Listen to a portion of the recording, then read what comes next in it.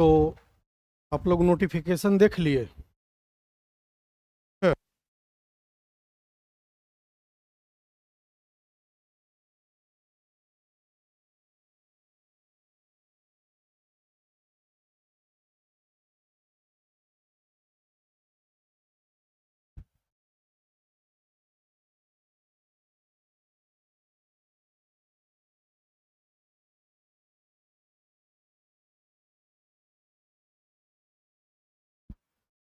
तो जैसा कि आपको पता है कि नोटिफिकेशन आ गया है। समय आपको मात्र 2 महीना दिया गया है। आपके पीटी का एग्ज़ाम कितने तारीख को है? 30 अगस्त को। और अब आपकी जो है ना, आज तक क्या पढ़े हैं, एक तो उसकी रिवीजन एकदम ज़रूरी हो गया है। उसके बाद जो मैं कल भी बात किया था आप लोगों से कि क्वेश्चंस के पैटर्न, लास्ट 5 इयर्स का क्वेश्चन आपके नज़र में होना चाहिए पीटी का। वहाँ से आपको ये पता चलेगा कि पीटी के क्वेश्चंस पूछने के तौर तरीके क्या है। और उसके लिए अब नियमित सप्ताह में मिनिमम एक और अधिक से अधिक जितना हो सके वो आप प्रैक्टिस सेट पे जाइए, क्योंकि प्रैक्टिस सेट ही एक परफेक्शन है जो आपको ये बताएगा कि आपने अभी तक क्या पढ़ा है और एग्जाम में जा कर के आप क्या परफॉर्मेंस देंगे। क्योंकि बीपीएससी की ये इतिहास रही है, आप क्वेश्चन उलट करके देखेंगे तो 66 और उससे पहले क्वेश्चन का पैटर्न थोड़ा अलग रहा है। 67 से एकदम घुमावदार मोड़ आया और वो कहीं ना कहीं लगा कि कमीशन के एग्जाम हो रहे हैं। 70वीं के क्वेश्चन का लेवल जो है काफी हद तक पिछले एग्जामों से हट करके था। उसको न तो हम बहुत आसान कह सकते थे और कठिन तो था ही नहीं, फैक्ट बेस्ड पूछा गया था। तो जो बुके अभी वन लाइनर अवेलेबल है आपके पास, एनसीईआरटी ये वो, उन चीजों को आप अपने लेवल पे करते रहें। ठीक है, हम फिर इसको बाद में बातचीत करेंगे। आज का क्लास जो है हमारा, ये सिख राज्य के उदय पे है और इसमें 2 आंग्ल सिख युद्ध हुए थे। ठीक है, इससे पहले हम लोगों ने मैसूर साम्राज्य का उदय देखा और 4 आंग्ल मैसूर युद्ध देख लिया था। यहाँ से क्वेश्चंस आने की उम्मीद है। क्वेश्चंस हमेशा जो है कि वर्तमान की घटना क्या हुई है, घटना चक्र क्या हुआ है, तो उसको मद्देनजर रखते हुए जो भी पेपर सेट करते हैं उन चीज़ों से प्रभावित रहते हैं और वहाँ से क्वेश्चंस लेते हैं। इसी क्रम में मैं ये पंजाब या सिख राज्य का उदय जो है एक इम्पॉर्टेंट चैप्टर है। इसमें हम धर्म गुरुओं के विषय में नहीं पढ़ने जा रहे हैं। ठीक है, ये क्लास धर्म गुरुओं से रिलेटेड नहीं है। वो जब हम मिडाइवल में आएंगे तो वहाँ पे सेपरेट रूप से पढ़ेंगे धर्म गुरु को। बेसिकली हम ये देखेंगे कि सिख राज राजनीतिक रूप से कैसे गठित होता है और उसमें हम सबसे पहला चीज होगा कि महाराजा रंजीत सिंह तक पहुंचने की कोशिश करेंगे।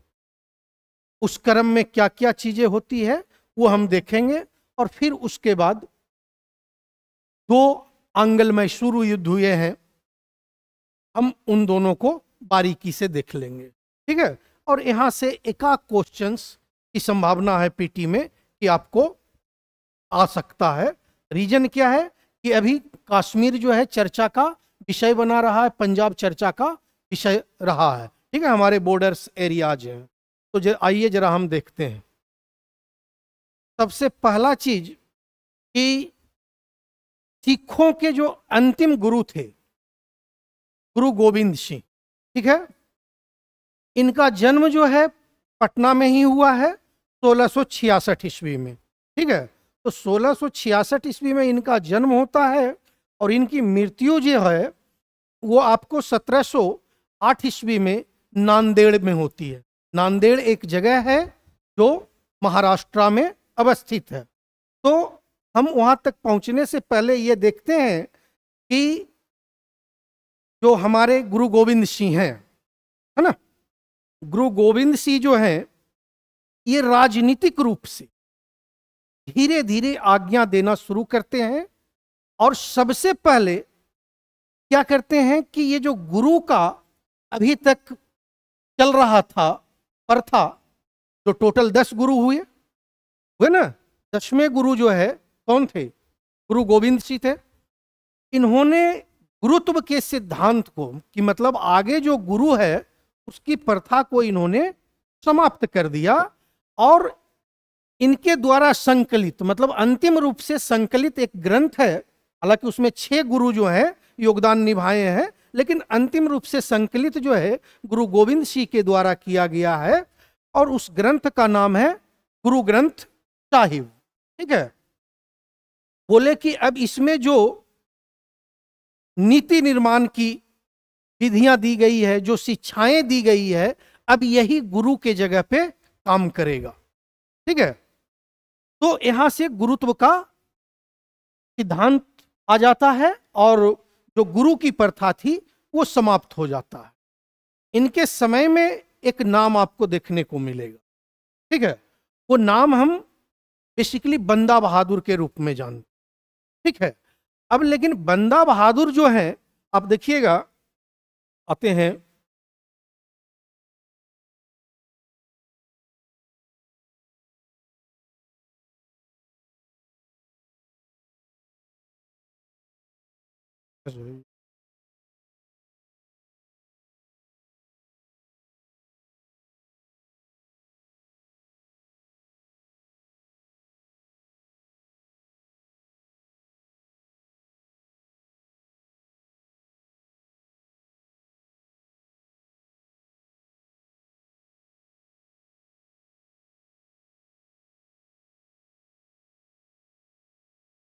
आ रहा था ना,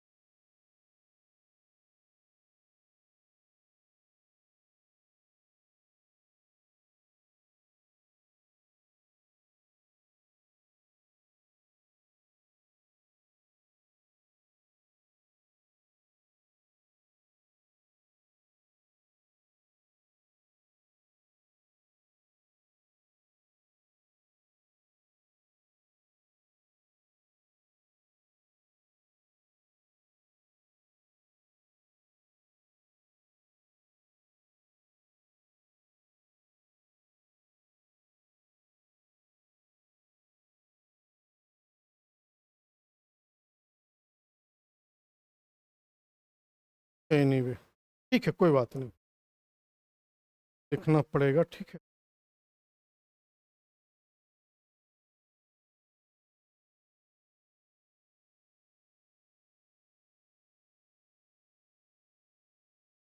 चलिए कोई बात नहीं, देखिए आइए।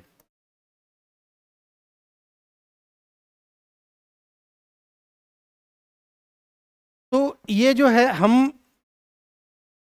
सॉरी, ये क्योंकि थोड़ा टेक्निकल इशू है तो इसको हम बाद में देख लेंगे। तो इससे पहले जो है ना कि एक है आपके, जैसे हमने बोला बंदा बहादुर, तो बंदा बहादुर जो है इनके बचपन का नाम जो है लक्ष्मण देव है। ठीक है, जरा इनको समझिएगा, 2-3 चीज इनके विषय में। ये लक्ष्मण देव जो है इनके बचपन का नाम रहता है। फिर ये बहुत कम उम्र में वैराग्य प्राप्त कर लेते हैं। वैराग्य समझते हैं? वैराग्य मतलब कि जो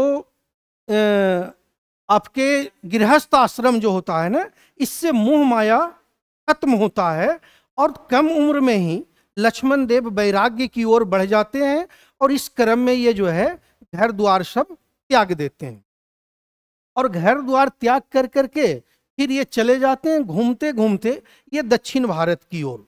और दक्षिण भारत में महाराष्ट्र, जो कि अभी हम चर्चा किए, नांदेड़ एक जगह है, वहां पे जाकर के इनकी मुलाकात जो होती है वो गुरु गोविंद सिंह से होती है। जब गुरु गोविंद सिंह से इनकी मुलाकात होती है तो ये जो भी गुरु की शिक्षा है वो ये ग्रहण करते हैं और उसी क्रम में इनको गुरु के बंदे के रूप में बोला जाता है। ठीक है, तो ये क्या हो जाते हैं कि जब गुरु के बंदे हो गए वहीं से इनका नाम जो है बंदा बहादुर पड़ गया। ठीक है, तो अच्छा, जब बैराग हुए तो फिर इनका एक नाम दिया गया इनको बैरागी के क्रम में, क्या, माधव दास बैरागी। तो पहले ये लक्ष्मण देव थे, लक्ष्मण देव से जैसे ही बैरागी की ओर गए तो माधव दास बैरागी बन गए। फिर उसके बाद गुरु गोविंद सिंह से मिले तो उस दौरान जब शिक्षा ग्रहण किए बंदा बहादुर के रूप में इनका नाम पड़ा, मतलब कि गुरु के बंदे हैं तो बंदा बहादुर पढ़ा। फिर यहां से एक स्टेप आगे बढ़ता है, जब गुरु से मुलाकात होती है, शिक्षा वगैरह ग्रहण किए, तो गुरु की आज्ञा लेकर करके ये जो हैं कि पंजाब में आते हैं और राजनीतिक नेतृत्व प्रदान करने के लिए। ठीक है, कि जाइए सभी को इकट्ठा कीजिए और मतलब एक राजनीतिक रूप से जो है आप सबको एकत्रित कर करके उनको मजबूत कीजिए। तो चले जाते हैं, ये चले आते हैं वहां से पंजाब और सब सिखों को जो है एकत्रित करने लगते हैं। तो नेतृत्वकर्ता के रूप में इनका नाम जो है गुरु बख्श सिंह हो जाता है। ठीक है, तो आपके सामने 4 नाम आ गए, लक्ष्मण देव, ठीक है, माधव दास बैरागी, देन बंदा बहादुर एंड लास्ट में जो है गुरु बख्श सिंह। ये चारों एक ही नाम है। अब क्या होता है कि जब ये पंजाब आए, संगठित हुए, सब किसानों को जो है वो संगठित करना, सिख सरदारों को, सिख किसानों को जो है संगठित करना शुरू कर दिए। देन उसके बाद एक पीरियड है 1708 से लेके 1715 तक। ठीक है, 1707 से लेकर के 1715 तक 8 साल तक ये जो है कि काफी मेहनत किए। मुगलों का उस समय दौर होता है, मुगलों से इनकी मतलब ठीक ठाक संघर्ष चलता है और 1716 ईस्वी में मुगल से एक युद्ध होता है इनका। उस युद्ध का नाम बोला गया है गुरुदासपुर का युद्ध। गुरुदासपुर जो है इस समय पंजाब में आप देखेंगे तो डिस्ट्रिक्ट के रूप में है, तो गुरुदासपुर जो है उसी का युद्ध होता है। ठीक है, 1716 ईस्वी में, जहां ये हार जाता है और फिर उसके बाद इसको बंदी बना करके दिल्ली लेकर के आ जाया जाता है।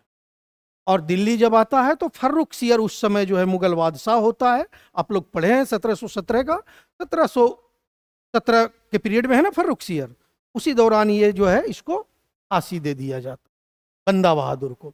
तो जब जानते हैं कि कोई भी चीज एक बार संगठित होता है और उसके बाद मेन लीडर को फांसी दे दिया जाता है तो चीजें फिर बिखरने लगती है। तो ठीक जो सिख समुदाय था जो एकत्रित हो गया था, अब वो क्या हो रहा है, धीरे धीरे बिखरना शुरू हो गया और वो अलग अलग बट गया है। इसके बाद एक नाम आप देखेंगे 1748 में जाकर के कि फिर सबको एकत्रित करने का काम जो है आपको कपूर सिंह करते। ठीक है, और जब कपूर सिंह करते हैं वहां पे आप देखेंगे कि उसी समय एक नाम आता है आपको जस्सा सिंह अहलूवालिया। अभी आप जानते हैं कि 12 मिशल्स बताए गए हैं सिख साम्राज्य में। मिशल क्या है ये बता सकते हैं?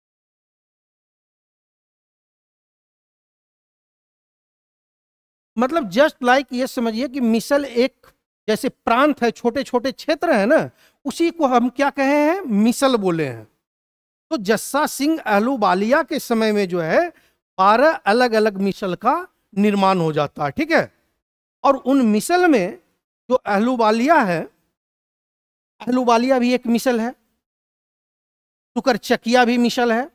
और ये सुकर चकिया जो है ये चल करके देखेंगे आपकी इसी का शासन आगे चलता रहता है। रंजीत सिंह यहीं से हैं। लेकिन चलिए वहां जाने से पहले हम ये देखते हैं कि ये जो 12 मिसल्स हैं,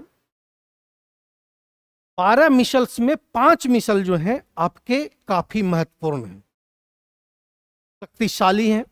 जिसमें सबसे पहला नाम जो है, जो सर्व शक्तिशाली है, वो है आपका भंगी मिसल। ठीक है, और भंगी मिसल का जो संस्थापक है वो है छज्जा सिंह। क्लियर है यहां तक? अब क्या होता है कि 12 मिसल, अच्छा ये मिसल का मतलब आपने देख लिया कि भाई छोटे छोटे प्रांत हैं। आप बता सकते हैं कि क्या मिसल जो है उसका मतलब क्या होता है, अर्थ क्या होता है?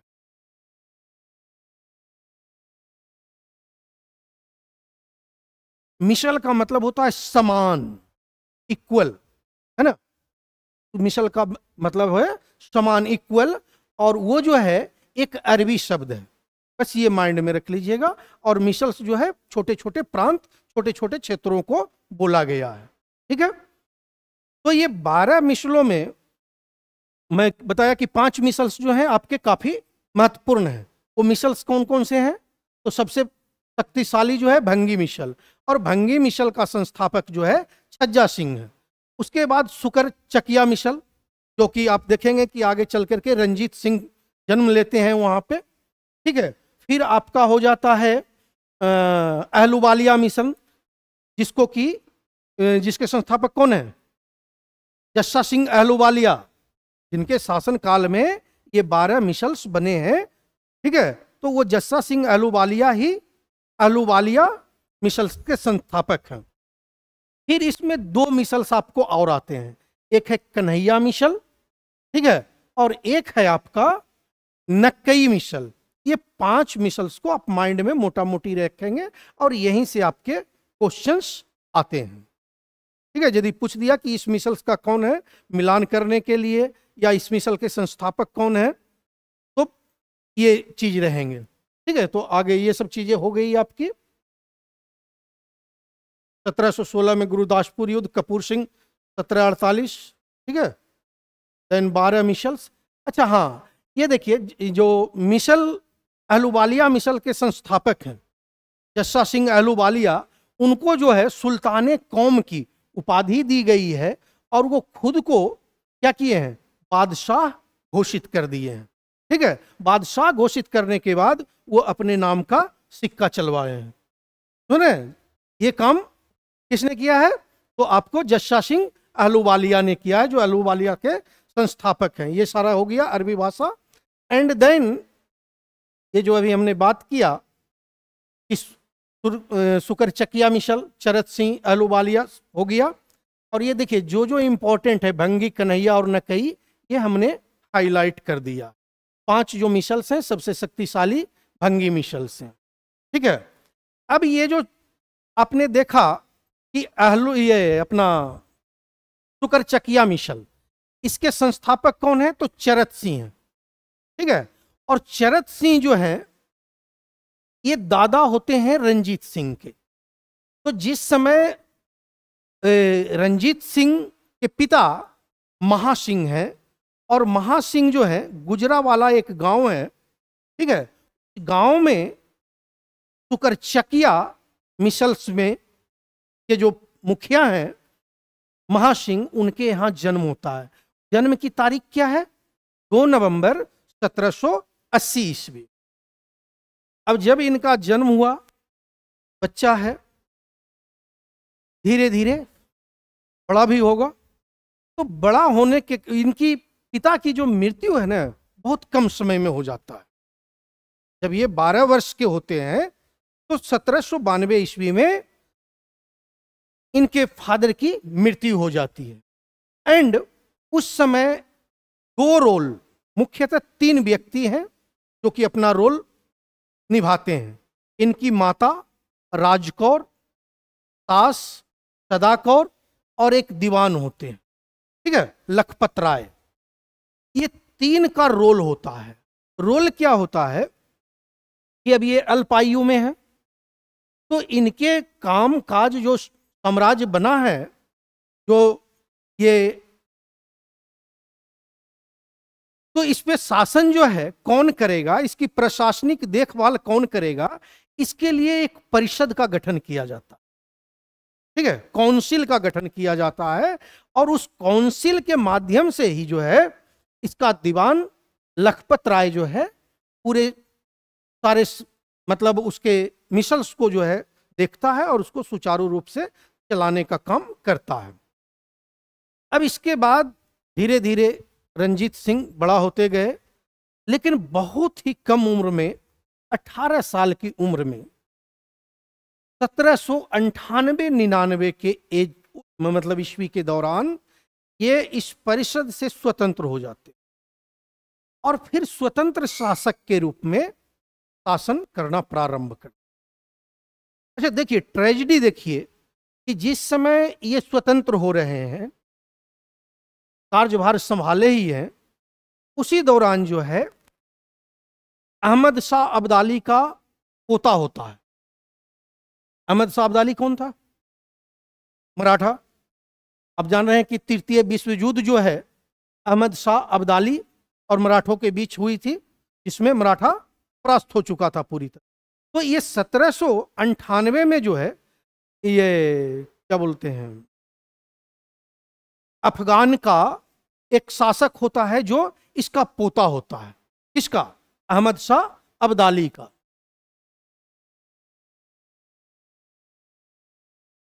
अहमद शाह अब्दाली का पोता होता है, जिसका नाम होता है जमाल शाह। और जमाल शाह जो है 1798 ईस्वी में कश्मीर पे अटैक कर देता है। ठीक है, और जब वो अटैक करता है उस दौरान आता है, मतलब पंजाब जीतने के क्रम में वो निकलता है कि हम पूरा पंजाब को क्या करेंगे, जीतने के इरादे से जीतेंगे। लेकिन कुछ ऐसा हो जाता है कि लाहौर तो उसके कब्जे में आ जाता है 1798 ईस्वी में ही, लेकिन ठीक उसी समय काबुल में विद्रोह हो जाता है। और जब काबुल में विद्रोह होता है तो इसको वापस अपना सत्ता को संभालने के लिए और उसको कंट्रोल करने के लिए जाना पड़ जाता है, वापस अफगानिस्तान की ओर मुड़ गए। अब उसी क्रम में जब ये चिनाब नदी पार कर रहा होता है, ठीक है, तो इनकी 12 तोपें जो हैं एक दलदल में फंस जाता है।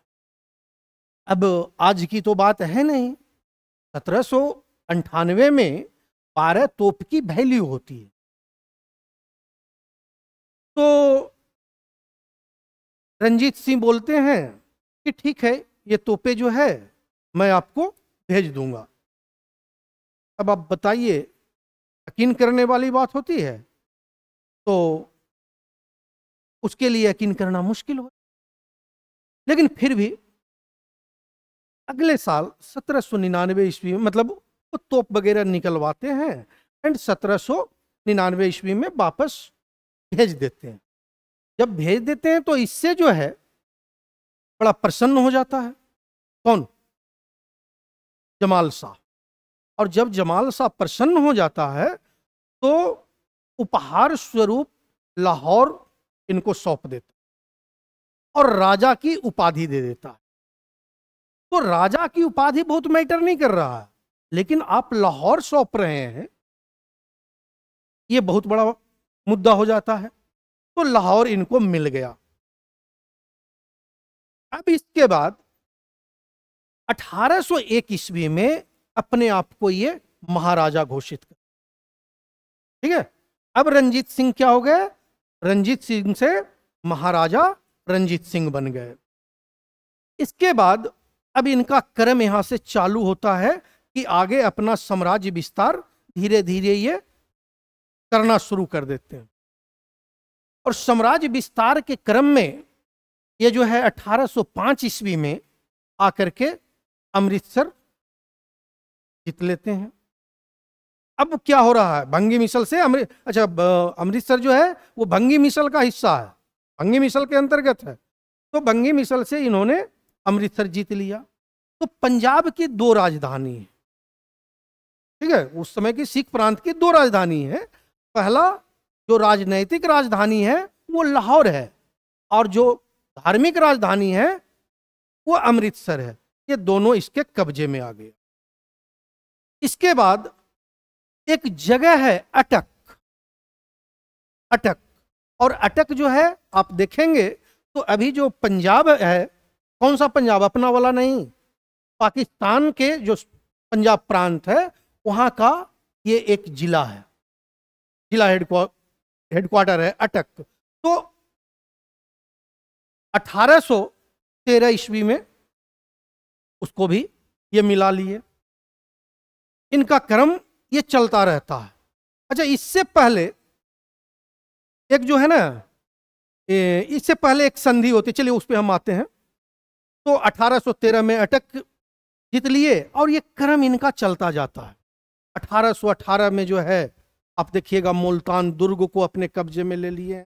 1819 में जो है ये जम्मू कश्मीर वाला एरिया भी अपने कब्जे में ले लिए हैं। पेशावर पे भी इनका क्षेत्राधिकार हो गया है। तो ऐसे करते करते, अच्छा इससे पहले आप देखें एक चीज छूटा है बीच में, अमृतसर की संधि। ठीक है, अमृतसर की संधि 5 के बाद जो है, होता क्या है ना कि जब इनका विजय अभियान बढ़ने लगता है तो उस समय जो गवर्नर जनरल होते हैं वो होते हैं कौन, मिंटो। तो वो जो है ना चार्ल्स मेंटकॉफ है, उसको भेजता है दूत बना कर कर। देख रहा है कि ये तो इधर भी जीतना शुरू कर दिया है, कहीं इधर अटैक ना कर दे पूरब की ओर, तो वो हमारे साम्राज्य जो है मतलब बिना मतलब की वो हो जाएगी। ठीक है भाई, तो एक एरिया आता है, जरा मैप तो काम कर, ये पेन तो काम कर नहीं रहा है, ये देखिएगा, लॉर्ड मिंटो और चार्ल्स मेंटकॉफ। ठीक है, थोड़ा सा अच्छा मोटा ही उस कर लेते हैं हम लोग, देखते हैं जहां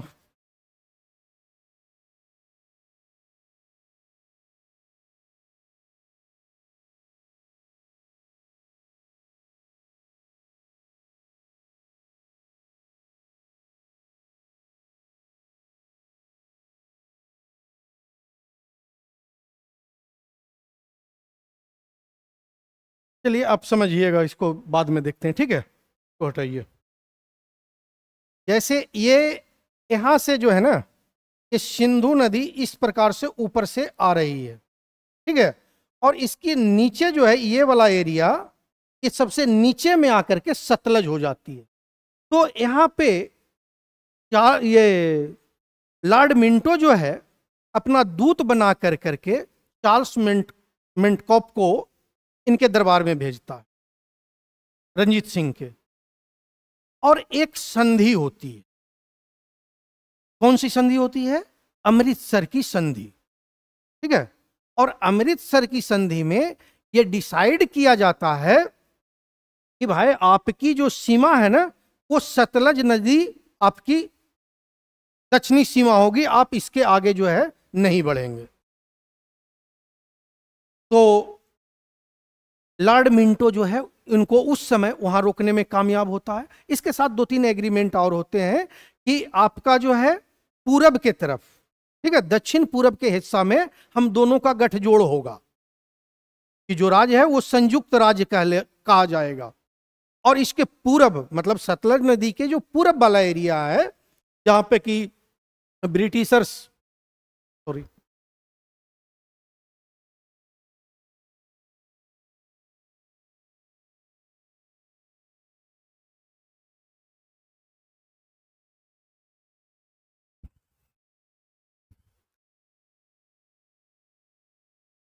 जहां पे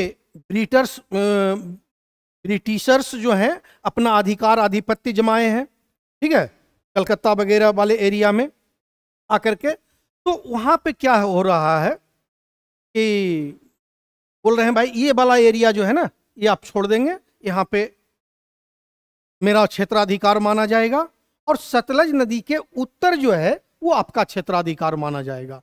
इन दोनों में हम में से कोई दखलंदाजी नहीं करेगा, और आप दक्षिण की तरफ भी नहीं बढ़ेंगे। मतलब जहां है आप रुक जाइए, और सिर्फ जो है आप विस्तार कहीं कर सकते हैं तो आप अपने उत्तर यानी अफगानिस्तान तक जा सकते हैं। सिंध हो गया, अफगानिस्तान हो गया, आप इस तरफ जा सकते हैं।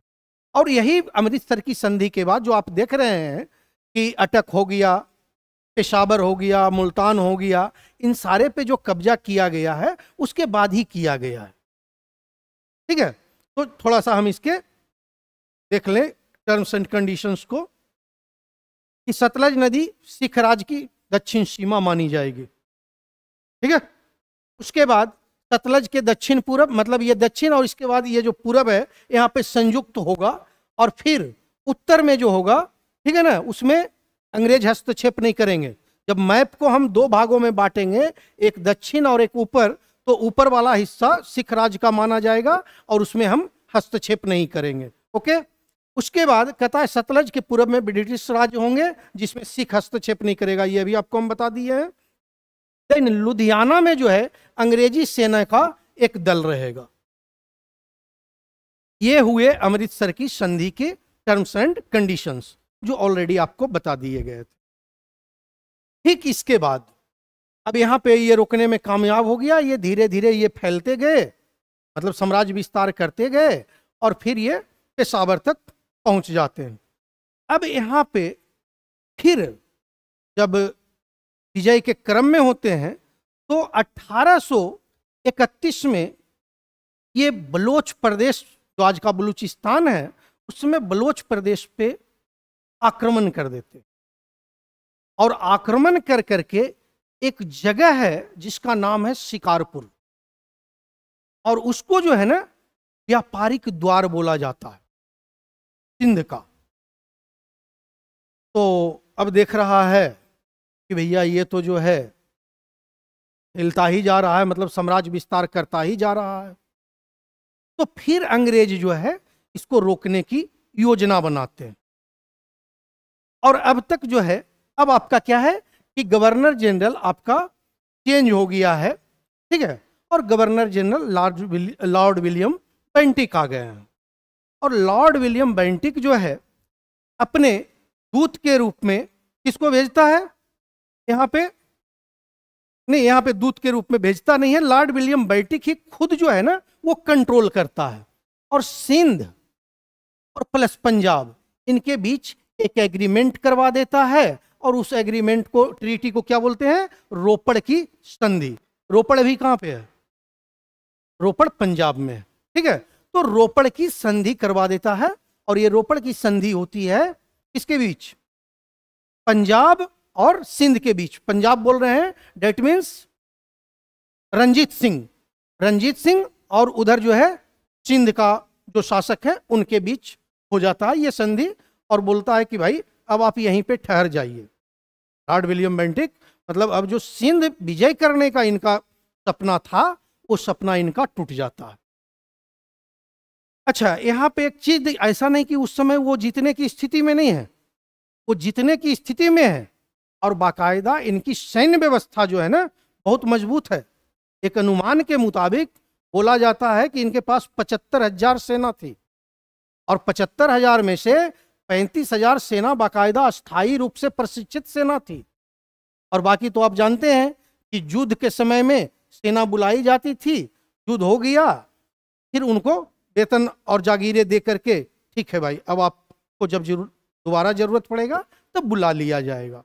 तो इनकी एक सुसंगठित सेना थी। अच्छा, उसमें भी आप देखेंगे तो एक विशेष सैन्य दस्ता का जो है ना गठन किए थे, और विशेष सैन्य दस्ता का जो गठन किए हैं उसको फौजे खास बोला गया है। ये 1822 में किए हैं, और इस जो है ना जनरल बंतूरा और अलार्ड के नेतृत्व में किया गया है 1822 ईस्वी। अब इसकी एक अलग चिन्ह दिया गया है। ठीक है, इसके जो कोड वर्ड होते हैं या जो बात करेंगे वो फ्रांसीसी वर्ड का यूज करेंगे। देन उसके बाद जो है कि इसमें पैदल सैनिकों की जो है 4 बटालियंस हैं, पदाती बटालियन है, मतलब पैदल चलने वाली पैदल सैनिक वाले हैं। फिर 3 रेजिमेंट्स हैं किसके, घुड़सवार सेना के, एंड 1 तोपखाना है। तो ये इनकी सेनाएं जो है कि बड़ा उस समय मजबूत स्थिति में थी, और ये सिंध विजय आराम से कर सकते थे। लेकिन चूंकि रोपड़ की संधि हो गई है, लॉर्ड विलियम बेंटिक ने अपनी रणनीतिक चाल से इनको यहाँ पे रोक दिया है। ठीक है, फिर इसके अगले ही साल जो है इनकी रंजीत सिंह की मृत्यु हो जाती है। जब रंजीत सिंह, महाराजा रंजीत सिंह की मृत्यु होती है, तो आप जरा यहाँ पे ब्रिटिशर्स जो थे उनके मन मस्तिष्क को समझिए और इस स्टेटमेंट को जरा गौर फरमाइएगा। ये सारा चीज हो गया है। ये देखिए WF ऑसबॉर्न ने क्या बोला है कि हम जो है ना बड़े बड़े ऊँटों को निगल गए हैं, इस मच्छर की बात ही क्या है। मतलब जब इनकी मृत्यु हो जाती है तो अच्छा, इनकी मृत्यु से जो है ना पूर्व में ही ये अपना वो बना रहे हैं फ्यूज, क्योंकि होता क्या है ना कि हमारी भी इंटेलिजेंस रहती है, तो उसी प्रकार ब्रिटिश सेना की भी इंटेलिजेंस थी, तो उनके स्वास्थ्य और ये वो सब कुछ का खबर तो मिलते रहता था। रेजिमेंट जब अपना आप लगा दिए हैं तो वो जो अधिकारी है, ब्रिटिश अधिकारी, वो क्या करेगा, वो आपके साम्राज्य की पूरी चीजों को जो है ना जज करेगा और उसका न्यूज जो है गवर्नर जनरल को भेजता रह रहा है। तो उन परिस्थितियों में ये जो WF ऑसबॉर्न है, इनके मृत्यु के पश्चात ये बोल रहा है, पहले ही बोल रहा है कि मृत्यु के पश्चात पंजाब को तुरंत जीत लेना चाहिए और सिंध को अपनी सीमा बना लेनी चाहिए। कंपनी तो बड़े बड़े ऊँटों को निगल चुकी है, तो इस मच्छर की बात ही क्या है। इस स्टेटमेंट से आप समझ सकते हैं कि उनकी कितनी बड़ी लालसा है। ठीक है, उसके बाद अच्छा, इस स्टेटमेंट को याद रखिएगा, ये भी मतलब देगा कि हो सकता है ये स्टेटमेंट आपको कोट कर दे, बोलेगा कि किस राज्य के संबंध में ये जो है WF ऑसबॉर्न द्वारा कहा गया है। तो सिख प्रांत और इनके रंजीत सिंह मृत्यु के उपलक्ष्य में बोला जा रहा है। उसके बाद एलनबरो है, लॉर्ड एलनबरो, ये महारानी विक्टोरिया को भी लिखता है और उस समय के जो प्रधानमंत्री होते हैं ड्यूक ऑफ वेलिंगटन, इसको भी 2 बार बोल करके बोलता है कि मतलब पत्र लिख करके अवगत कराता है कि वह समय दूर नहीं जब पंजाब हमारे अधीन होगा।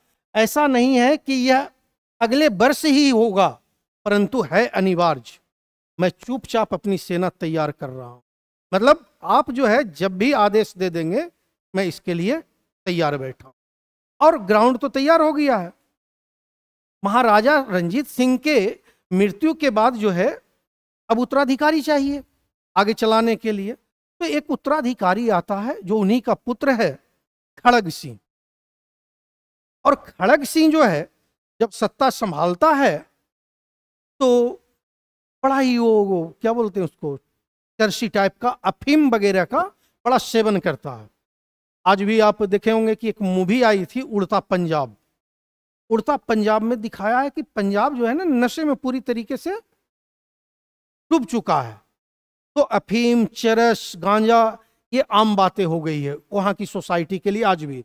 तो वो राजा जो था कि अफीम का लत था, और जब आप अफीम के लत में होते हैं, दिन भर नशे में होंगे, तो सत्ता पे क्या ध्यान देंगे। फिर प्रशासन क्या होगा, दूसरे के हाथों में चला जाएगा, और फिर आपके जो विद्रोही हैं, प्रतिद्वंदी हैं, वो भी अपना मौका देखेंगे कि आपको कब अपदस्थ किया जाए या मार करके खुद जो है हम सत्ता में आए। तो इसी क्रम में 2 गुटों का निर्माण होता है। जब खड़ग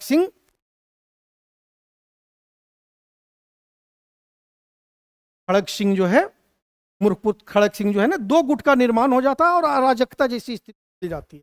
आपके लिए ये इंपॉर्टेंट है नहीं कि चैता सिंह ये वो, ये आपको पूछने किसी भी एग्जाम में नहीं जा रहा। बस यहाँ पे माइंड में ये रखना है कि 2 गुट। ठीक है, मैं अक्सर बोला हूं कि ज्यादा जो कि हाईलाइट नहीं है उन नामों पे जाना नहीं है, और बहुत ज्यादा आंकड़े में कि कितने सैनिक थे क्या थे, क्योंकि आप बीपीएससी के पैटर्न को जब देखेंगे तो यहां से मेंस में कहीं क्वेश्चंस जनरल स्टडी में आया नहीं है।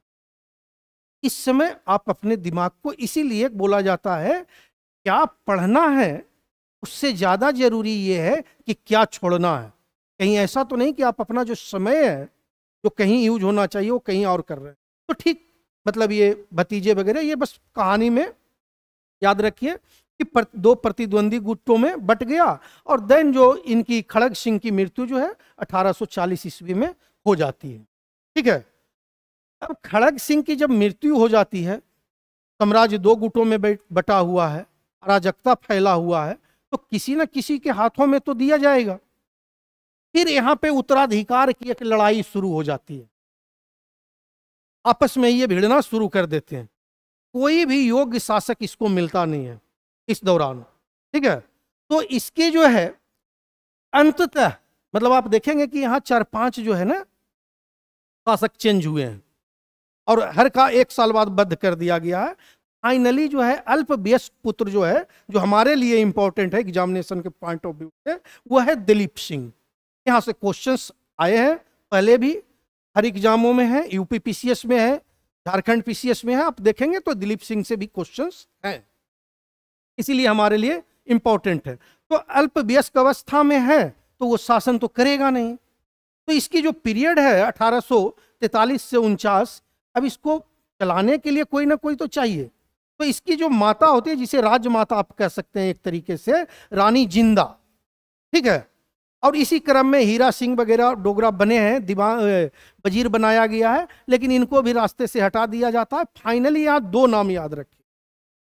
पहला एक तो दिलीप सिंह हमको याद रखना है, इसकी माता रानी जिंदा को याद रखना है, और उसके बाद जो लास्ट में रहता है, जो हम आंगल सिख युद्ध देख रहे हैं, तो उसमें 2 नाम आता है, एक तेजा सिंह और एक लाल सिंह।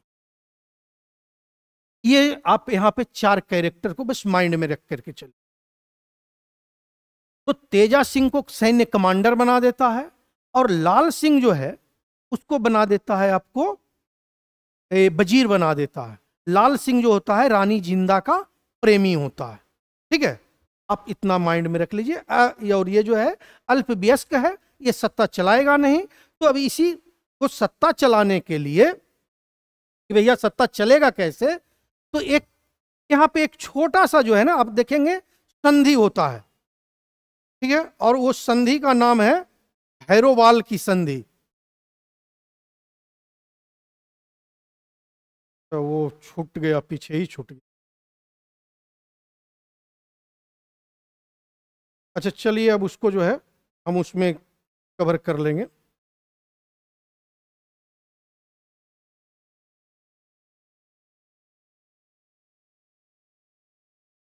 अब यहां जो है होता क्या है कि अभी हम देख रहे थे, अब वो कठपुतली बन गया, ब्रिटिश का कठपुतली बन गया था। कौन? ये आपका दिलीप सिंह नहीं, ये लाल सिंह जो है वो कठपुतली है, वो एक तरीके से गद्दार है। और उसी को जो है प्रथम आंग्ल सिख युद्ध में आप देखेंगे कि कैसे वो गद्दारी करता है अपनी सेना को। जब ये युद्ध चल रही होती है तो 2 दिन लेट से लेकर के पहुंचता है, और 2 दिन किसी भी युद्ध में जो है वो मैटर करता है। और ठीक उसी समय जो है कि इसकी गद्दारी की वजह से हार जाता है।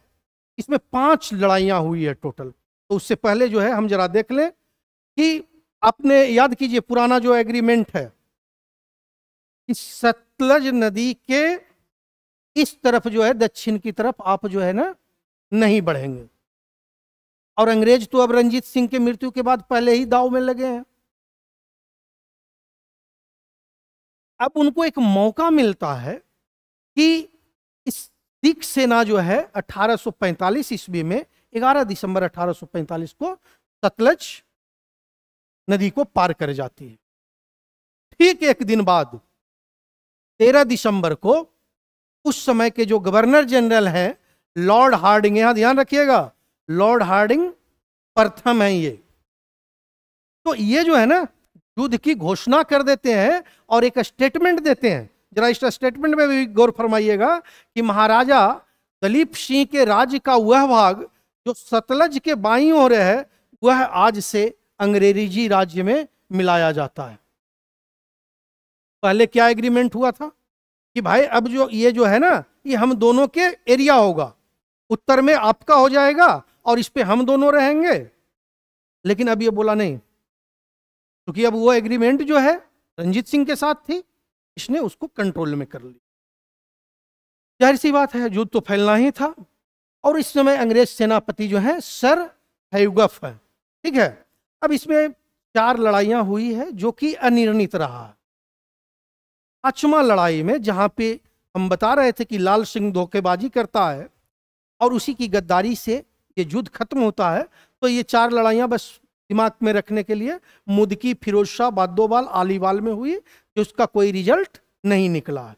5वां जो है ये नाम याद रखिएगा, शबराओ की युद्ध।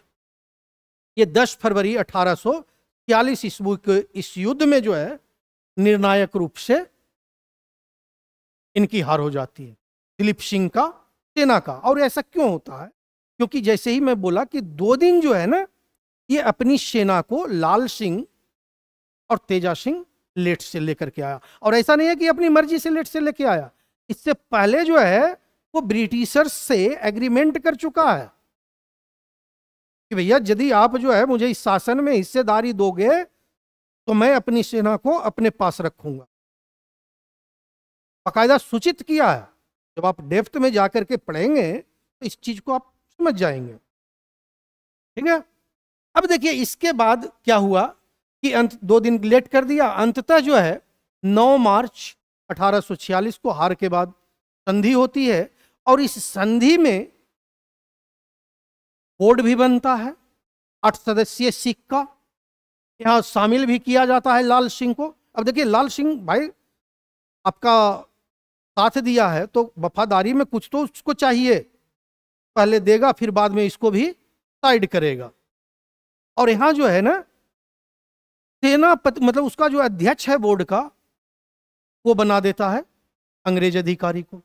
आइए देखते हैं कि कैसे जो है हेनरी लॉरेंस रेजिमेंट बना करके रहने लगते हैं। जरा देखिए पहला क्या हुआ कि सतलज नदी के दक्षिण के सभी राज्य जो हैं अंग्रेज के होंगे। दूसरा हो गया कि 1.5 करोड़ रुपया जो कि हर्जाने के तौर पर इस युद्ध का देना होगा। अब देना होगा, कोष में पैसा रहेगा तब तो देगा। उस समय जो है दलीप सिंह के फंड में पैसा नहीं है। ठीक है, तो रावी से ब्यास तक का जो ये सिंध से, ये ब्यास से सिंध तक का जो इलाका है, ब्यास से सिंध तक का जो इलाका है, इसको 1 करोड़ रुपया में गुलाब सिंह को बेच दिया जाता है। गुलाब सिंह को, ये गुलाब सिंह जो है उस समय जो बता रहे हैं ना कि 2 गुट बटा था इसके खड़ग सिंह के मृत्यु के बाद, उसी में एक गुलाब सिंह है दूसरे प्रतिद्वंदी को, तो उसको जो है बेच दिया जाता है। अब 1 करोड़ रुपया उससे लिया और 50 लाख रुपया ये अपने राजकोष से मिला करके 1.5 करोड़ रुपये रकम की भुगतान कर दिया। अब अभी आप देखें कि महाराजा रंजीत सिंह के समय में सेना जो है, सेना की संख्या 75,000 के पास पहुंच गई है। ये बोला कि नहीं भैया आप जो है ना अब सेना जो है कम करोगे, और पैदल सेना जो है आपके पास 20,000 होंगे। ठीक है, और घुड़सवार मात्र 12,000 होंगे। क्योंकि अब सेना यदि कम होगा तो आप दोबारा विद्रोह करने की हिम्मत नहीं कर पाइएगा। और ये चल करके आगे और 10,000 पे ले आता है पैदल सैनिक। फिर उसके बाद कहता है अब लाल सिंह को, मैं बोला कि गिफ्ट देना है, तो लाल सिंह को जो है ना इसके मंत्री, इसके दरबार में मंत्री बना दिया दिलीप सिंह के दरबार में। और उसके बाद ये रानी जिंदा जो कि राजमाता हैं, इनको छिंदन के नाम से भी जाना जा रहा, इनको दिलीप सिंह का संरक्षिका बना दिया कि भैया आप इसका देखभाल करेंगे, अल्पवयस्क है ये तो शासन कर नहीं सकता है। संरक्षिका बना दिया गया और बोला कि 1 साल तक, अगले 1 साल तक जो है इसके दिलीप सिंह की देखरेख के लिए लाहौर में अंग्रेजी सेना रहेगी। ठीक है, और पंजाब के पूरे एरिया में जो है ना अंग्रेजी सेना को आने जाने की पूरी छूट होगी। मतलब अब वो यदि अंग्रेजी सेना उस समय आ रही है, जा रही है, तो सिर्फ घूमने के इरादे से थोड़े आ रही है। वो तो फिर जो है कंट्रोल करेगा, वही सहमत हर पैतरा अपना कर करके, और आप देखिएगा बाद में चल करके ये पूरा विलय ही करता है। जैसे ही लॉर्ड डलहौजी आएगा, ये अपगत सिद्धांत के तहत बाकायदा इसको मिलाता है। तो चलिए वो तो बाद की चीज है, अभी आपने देख लिया। एंड एक लास्ट जो है हेनरी लॉरेंस को लाहौर में ब्रिटिश रेजिडेंट बना देता है। ठीक है ना, बना करके रख देता है। अब जैसे ही किसी भी राज्य में ब्रिटिशर्स जो हैं घुसे हैं, तो वहां की सारी गतिविधियां और सारे रिपोर्ट्स जो हैं प्राप्त हो रहे हैं ब्रिटिश अधिकारी को, उस समय के गवर्नर जनरल को। और उसमें भी इसने क्या किया है, इसको लाल सिंह को मंत्री बना दिया। ये तो ऑलरेडी आपको सपोर्ट कर ही चुका है, जिसी के कारण अब प्रथम आंग्ल सिख युद्ध हारे हैं, मतलब पंजाब हारा है और अंग्रेज जीता है। फिर इसके बाद जरा हम आते हैं, जो भैरोवाल की संधि की बात कर रहे थे वो हुआ है, ठीक है।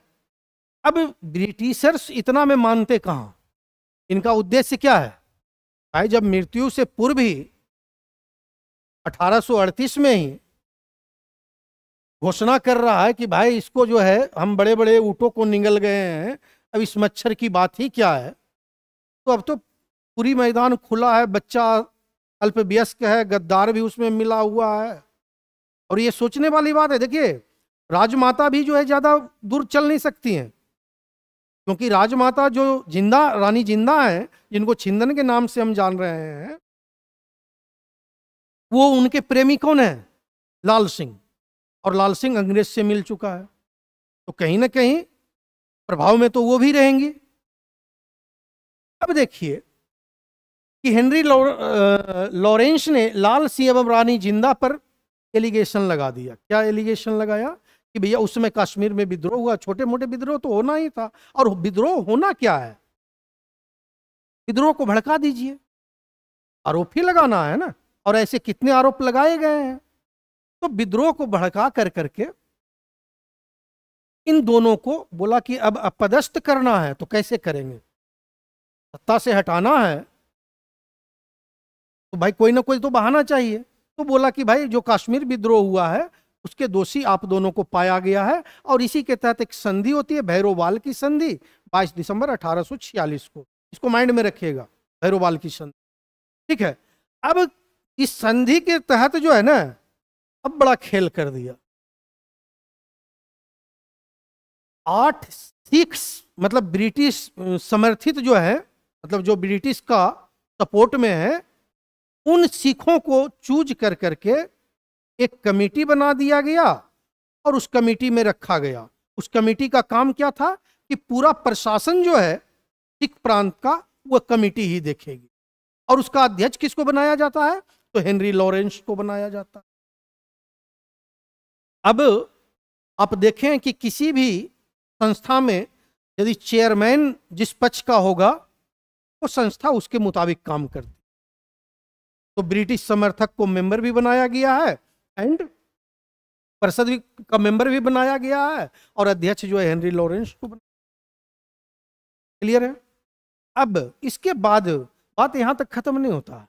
राजमाता को जो अभी तक 1.5 लाख रुपया वार्षिकी दे रहा था पेंशन, वो जो है नहीं, यहां पे तो पेंशन देता है। भैरोवाल की संधि के तहत राजमाता को पदच्युत करने के बाद बोलता है कि आपको 1.5 लाख रुपया वार्षिक पेंशन दे दिया जाएगा, ठीक है। और वार्षिक पेंशन दे करके इनको बनारस की टिकट, ट्रेन की टिकट जो है, बोलता है आइए राजमाता ये टिकट है बनारस की, तो लीजिए और आप बनारस पहुंच जाइए। अब जो है ना ये परिषद देख लेगी सारा काम धाम।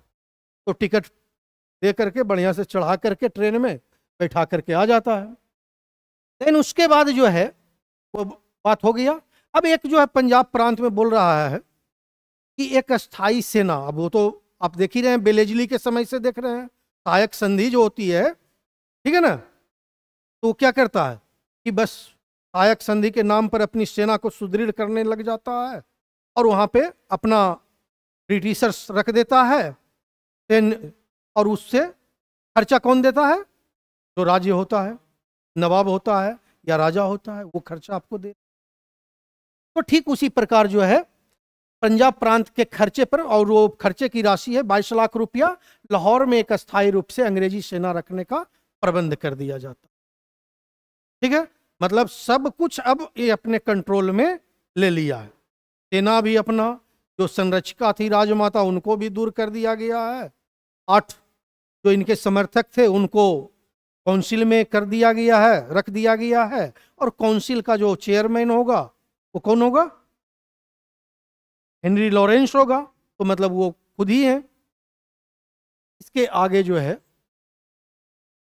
अब क्या है कि परिस्थितियां तो यहीं से बन रही है। राजमाता को भेज दिए हैं वनवास, तो वो भी बैठेंगी नहीं, किसी न किसी माध्यम से फिर आप जो है हटाइएगा सबको। जिसको आप अभी काउंसिल में बैठाए हैं वो भी विद्रोह करेगा। और उस समय के जो दूसरे सिख थे सब एकजुट होकर करके सोचे दोबारा संगठित होने का प्रयास करने लगते हैं। ठीक है, अब यहाँ पे जो सबसे बड़ा है Lord Dalhousie, doctrine of lapse, व्यक्तिगत किस सिद्धांत पढ़ रहे हैं ना, तो वो आ गया है। उसको तो बस एक बहाना चाहिए, वो तो राज्य को अपने में मिलाने में कहीं से कोई कसर ही, वो तो नए नए मौके तलाश रहा था, और पंजाब तो बनी बनाई मौका था। एक अल्पवयस्क राजा, उसकी माता से उसको अलग कर दिया गया है, गद्दार लोगों को बैठा दिया गया। इससे अच्छा मौका तो डलहौजी के लिए था नहीं। तो डलहौजी भी ये करना चाह रहा था। राजमाता की जो है पेंशन, अभी मैं बता ही रहा था कि 1.5 लाख रुपये से कम कर करके 48,000 रुपये पर एनम कर दिया गया। ठीक है, फिर सेना भी बोलता है कि भैया सेना भी जो है ना 10,000 अब कर दो। पहले कितना था? 20,000 पैदल सेना था, अब 12,000 घुड़सवार था। अभी बोला नहीं, बल ये सेना जो पैदल सेना है आप इसको मात्रा आधा कर दीजिए, और 10,000 कर दिया गया। अब क्या हो गया कि जो 8 सिख समर्थक थे, ब्रिटिश समर्थक सिख थे जो काउंसिल में बैठे थे, इनको हटा करके सारे ब्रिटिशर्स को बैठा दिए। अभी ये भैया आपको कोई मंत्री का पोर्टफोलियो दे दिया जाए किसी भी काम के एवज में, कल को जो है आपसे वो पोर्टफोलियो छीन लिया जाए, कैसा लगेगा आपको? फिर आप भी तो विद्रोह कीजिएगा। तो सेम काम यहाँ, सिख सरदार को जो हटाएगा तो वो करेगा विद्रोह। उसके बाद मुल्तान का गवर्नर होता है मूलराज। ठीक है, इसको भी पद से त्याग पत्र दिलवा देता है और मुल्तान पे ये कब्जा कर लेता है। फाइनली चीजें बन चुकी है। इधर से भी लड़ाई तो होना लाजमी ही था। तो यहाँ पे 2 नाम याद रखिए, एक है गौफ, और ये जो है ना, जब इससे संभलता नहीं है, लड़ाई अनिर्णित रहती है, तो फिर चार्ल्स नेपियर को बाद में बना के भेज और फिर फाइनली जीतता है। तो आइए देख लेते हैं। लॉर्ड डलहौजी ने गौफ के नेतृत्व में एक सेना का गठन किया, और वो सेना जो है रावी नदी को पार कर जाती है। ठीक है, रावी नदी पार करके चिनाव के किनारे रामनगर एक जगह है जहां पे 22 नवंबर 1848 को दोनों आमने सामने होते, लेकिन लड़ाई अनिर्णित है। इसके बाद आगे चलिएगा, फिर सादुलपुर होती है, वहां पे भी अनिर्णित है। ये आप लोग के लिए मतलब बस ये है कि कहानी तक पहुंचने के लिए माइंड में रखना। हाँ, चिलिया वाला युद्ध, ये आपको ध्यान में रखना।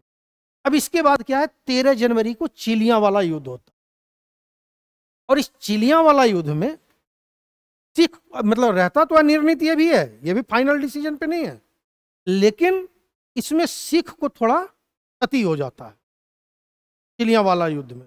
ठीक है, तो ये इसका डेट भी ध्यान में रहे आपको, 13 जनवरी 1849 एग्जाम के दृष्टिकोण से वही बात है।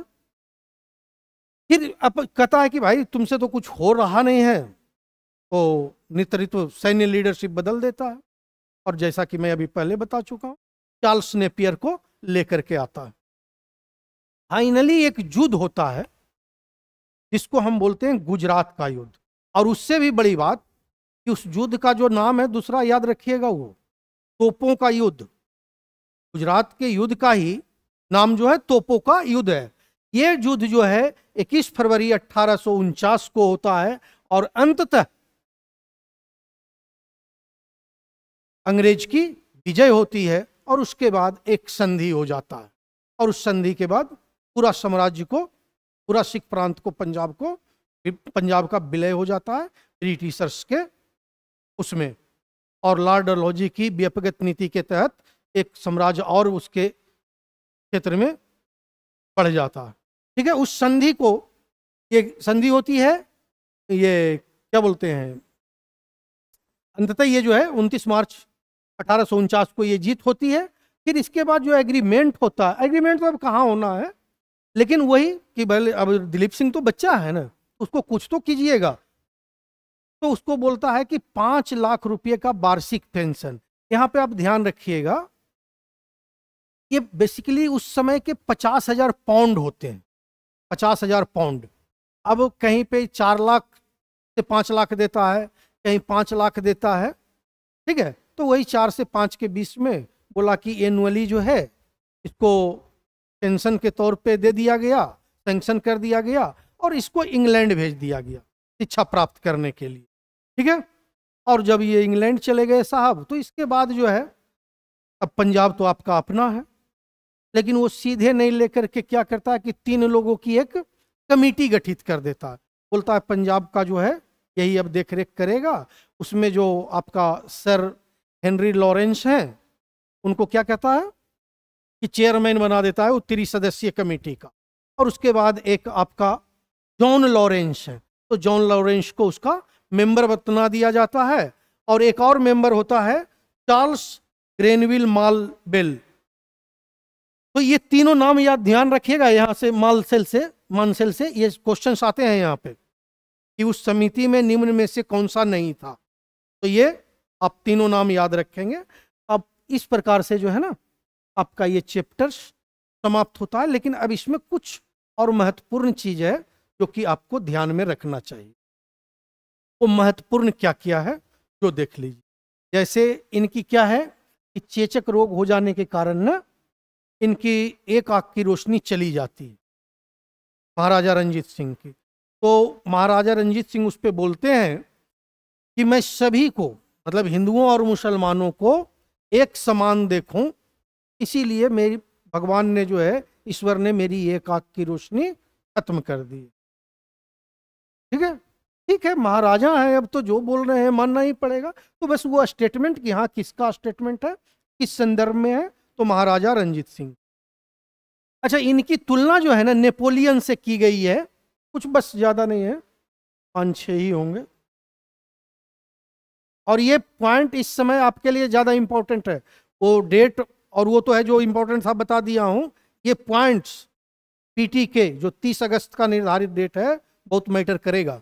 एक विक्टर जैकमा है, ये विक्टर जैकमा जो है, इनकी तुलना जो है महाराजा रंजीत सिंह की तुलना नेपोलियन बोनापार्ट से की है। तो ये ध्यान में रखना है कि किसने महाराजा रंजीत सिंह की तुलना नेपोलियन बोनापार्ट से किया है, तो विक्टर जैकमा ने। चेचक वाली कहानी हमने बता दिया। अब इनका जो है ना पूरा सिख प्रांत जो है, पूरा जितना सिख साम्राज्य था वो 4 प्रांत में बटा हुआ था। कौन कौन?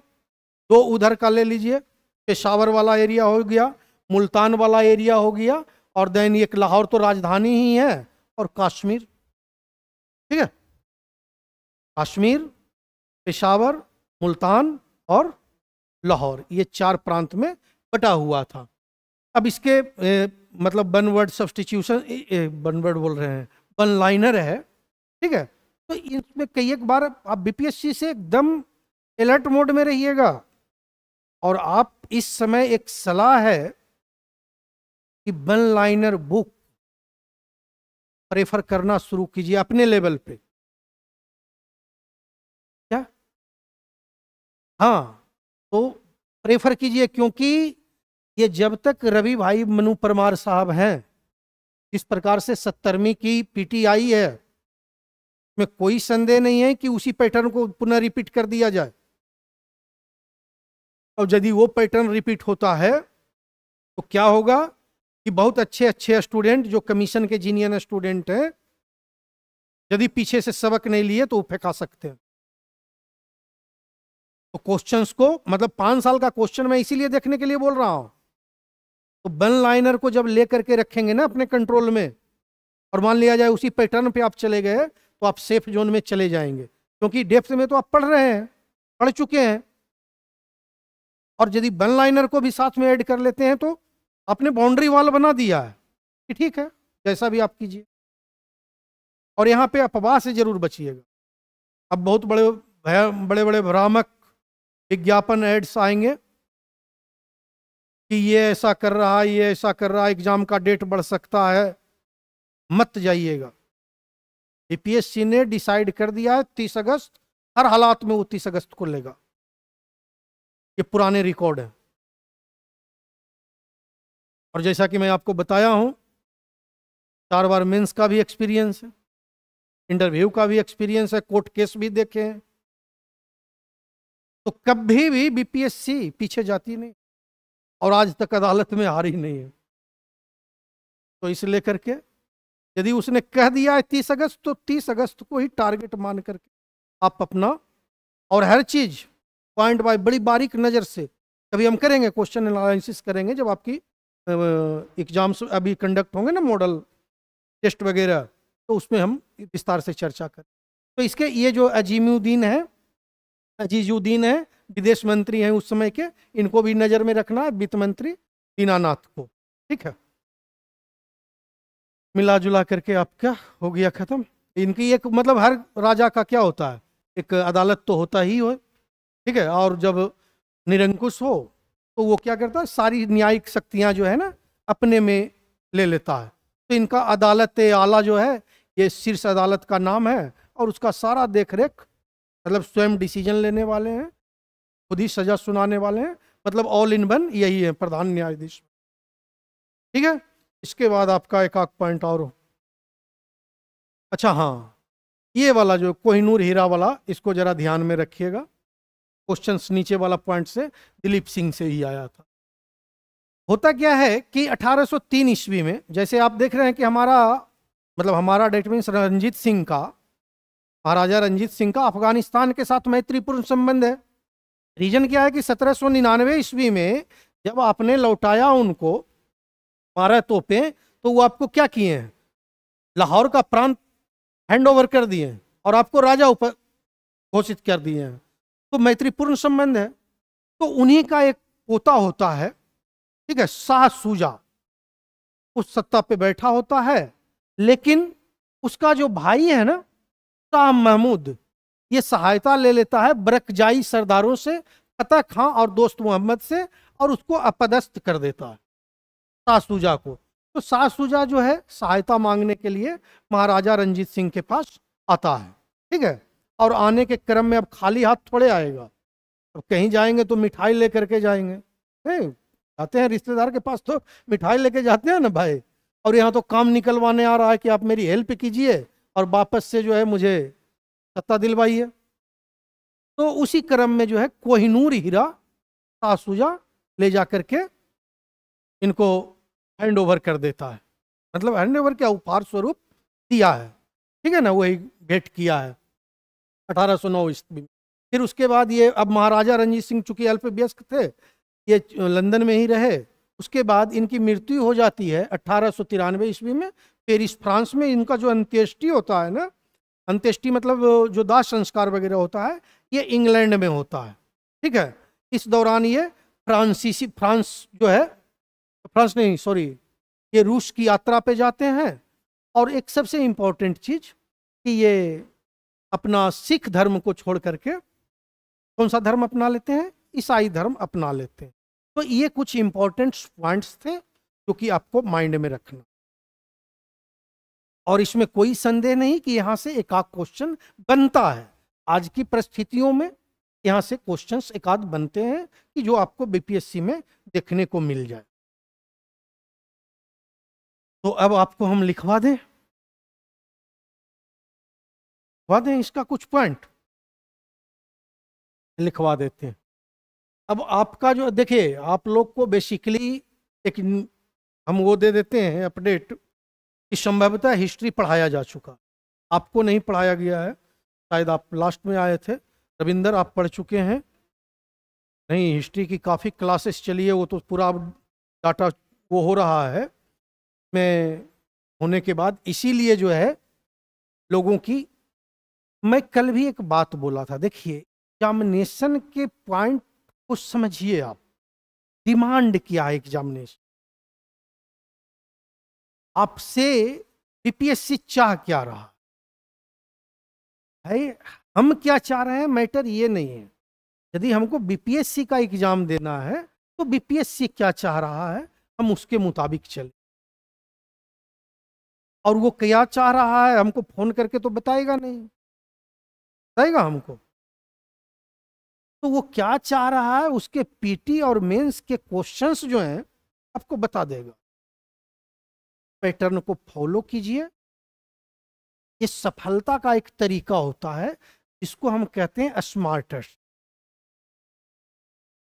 ये दो बात आज नहीं समझे तो आने वाले दिनों में समझेंगे, लेकिन समझेंगे जरूर।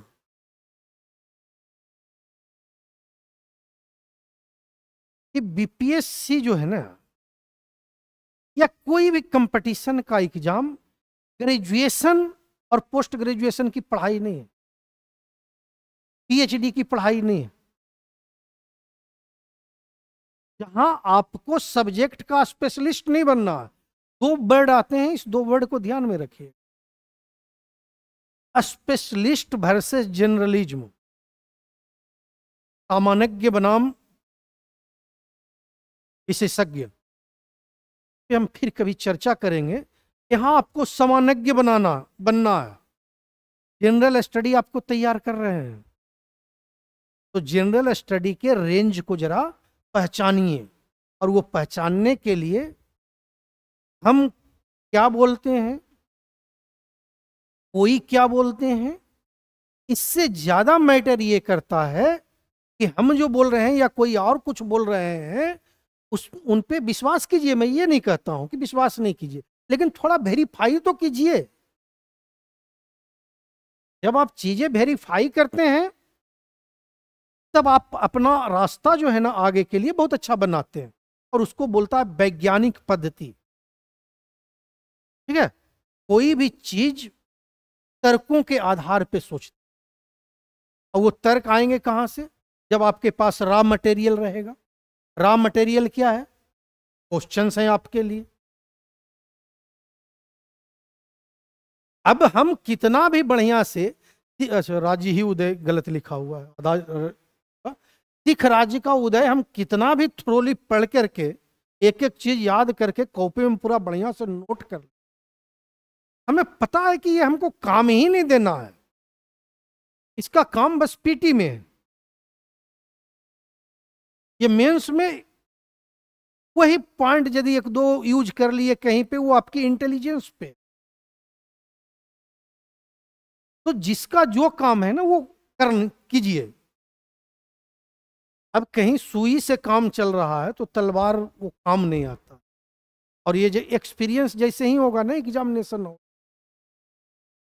तो ये स्मार्ट तरीका है एग्जाम निकालने के, है ना। चलिए धन्यवाद, हम लेक्चर बहुत दे देते हैं नहीं।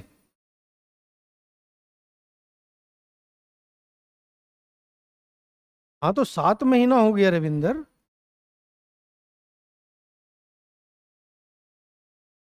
अच्छा चलिए बात कीजिए, क्योंकि लोगों का हिस्ट्री खत्म हुआ है। तो अब जब हिस्ट्री खत्म है, कॉपी बढ़िया से लिखाया हुआ है, पेट भरा हुआ है,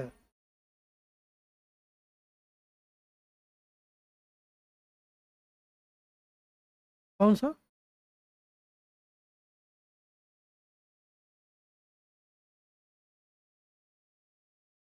अच्छा चलिए जैसा भी है, यदि नहीं हुआ तो वो पूरा करवाएंगे, है ना, जिनका भी। लेकिन जिनका हो गया ठीक है, तो इसको हम ये पीडीएफ भेजवा दें आप दोनों को, अभी भेजवा देते हैं। ठीक, और लिखवा भी देंगे, कल लिखवाएंगे। देखिए मैं जो बोल रहा हूं ना कि एकदम इंपॉर्टेंट पॉइंट पे जाइए। और अब समय आपके पास बहुत कम हो गया है, तो समय को पहचानिए, स्मार्ट स्टडी करेंगे, आप देखेंगे कि आपका रिजल्ट